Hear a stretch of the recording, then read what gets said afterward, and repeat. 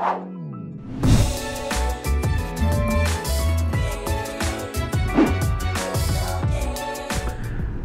magandang araw mga kababayan. Dito tayo ngayon sa parking, no? Dito sa Mall of Asia. At papunta ako ng mall. At may nakakalungkot lang akong ito, nakita ko mga kababayan. Tingnan nyo itong gilid ng Mall of Asia, no? Dito po ito sa Jokno Boulevard po yan, nakikita nyo. Tingnan nyo, grabe yung grabe yung basura. Dala po ng Manila Bay. Buti na lang may parang trash boom dun, oh. Kung hindi, babara na po yan dun hanggang dun sa Macapagal Boulevard. Ayun, oh, sobrang daming basura. So yung nakikita natin sa mga balita na mga basura sa Dolomite, ito pala yun, no? So ibig sabihin, patuloy pa rin yung yung basura dyan sa Manila Bay, mga galing sa mga estero, sa mga ilog. Kasi yan, no, saan pa ba manggagaling yan mga kasama? Hindi pa rin tayo natututo, lalong lalo na ngayon tag-ulan, no? Oh, so yun, si kuya nangangalakal na ron. Pero tingnan nyo, ito, nabigla lang ako. Pagpunta ko rito, ayan, meron para tayong barko dyan, dredger, pero parang wala nang magagawa to. Napaligiran na siya, eh. So yung trash boom na lang talaga yung hindi bumibitaw. Oh, so yun, oh, Manila Bay na ho yun. Shipping nyo, itong parte pa lang yan, ha. Ang laki ng Manila Bay mga kasama, grabe. Ano to, isang buong probinsya yung laki nito, sa totoo lang, itong Manila Bay. Tinan nyo yung basura, yan, unti-unti, oh. Kung pwede ko lang i-time lapse, makikita nyo dahan-dahan sumusulong siya, oh, yan, oh. Kasi nga lakas ng ulan ngayon. So nananawagan muli tayo, no, sa mga, hindi lang mga kababayan natin, pati mga establishmento, mga negosyante, mga mismong barangay, at mga pamilya, mga talagang po ng society natin, no, na talagang alagaan, maging disiplinado naman ho tayo. Tingnan nyo, ang pangit, oh. Sipin nyo, PIBA pa ngayon, nakikita to ng mga bisita dyan. Ang dumi mga kababayan. Tapos kapag naperwisyo, kung kani-kanino isisisi yung perwisyo. Oho.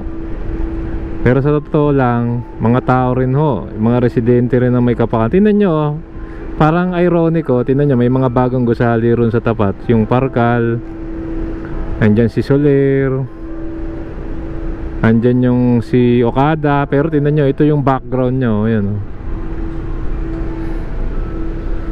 Puro basura mga kasama. Ang pangit. Yan na, umuulan na. So saan nyo, madadagdagan pa tong na to. Dito lang po yan, baka dun sa kabila mas marami pa. So kahit anong linis ng mga kasama natin dyan sa Dolomite, no, kaya napapanood natin sa balita, walang katapusan. Eh wala rin katapusan tong basura, yo. Sipin nyo, nasa Manila Bay yan pala. Lutang-lutang yan. Nakakalungkot mga kabayan. Silong lang tayo, lakas na yung ulan. Okay, so ayun, medyo umina na yung ulan at sumilip tayo ulit, no? Ayun si Manong, oh, nangunguha pa rin ng kalakal. Makakarami rin siya rito mga kababayan. Wala, hindi dapat ganyan yung pangitain, no? Muli, nakakahiya ho itong nakikita natin na ito. Buti na lang may trash boom doon. Eh kung hindi, naku, abot ko to hanggang dyan sa Pasay. Mga kababayan natin dyan sa Pasay. Tingnan nyo, parang landfill na tong yung gilid ng MOA mga kasama. Ayan, oh, dyan lang tayo sa tapat. Kitang kita ko yung Parkal dito, tsaka yung Ayala Malls Manila Bay, no? At sana talaga magtulungan regarding dito sa basura. Sa ibang bansa, nakikita ko may mga ginagawa na sila rito, pati halo-halo, volunteers, private sector.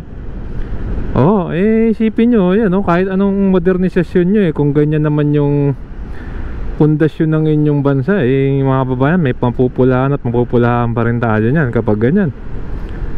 Ayan, oh. Pero saludo ako ron ha, may mga LGU po ngayon na meron silang mga Materials Recovery Facility o MRF na pinoproseso nila yung mga basurang nakokolekta nila, no? Oo, isang example po dyan yung Binyan Laguna, ginagawa po nilang parang hollow blocks pa, no? Yung ibang basura. Oo, Binyan tsaka Marikina ginagawang hollow blocks at ginagawang panambak.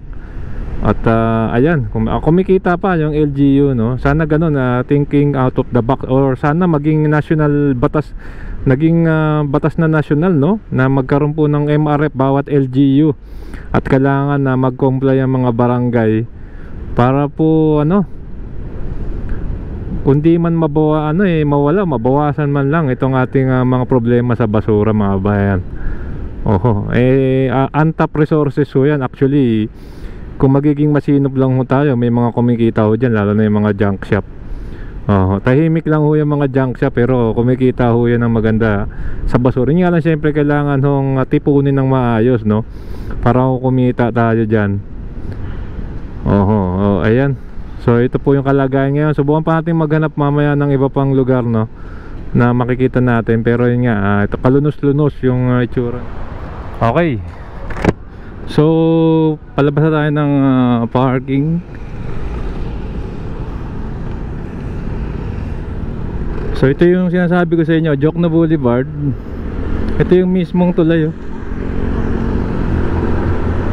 So park muna tayo saglit dito sa 7-Eleven. Pakita ko sa inyo on the spot. Okay, so ito nga yung mismong ilog.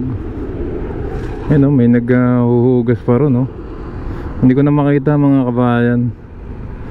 At wala tayong maparkingan. Pero at least nakuha na naman natin, no?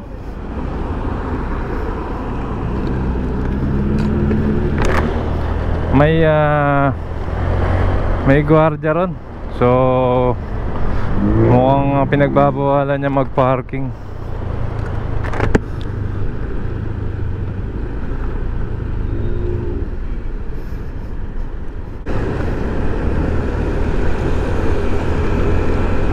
So yun, mga kababayan, anong masasabi nyo, no? At ano ba yung pwedeng gawin, no?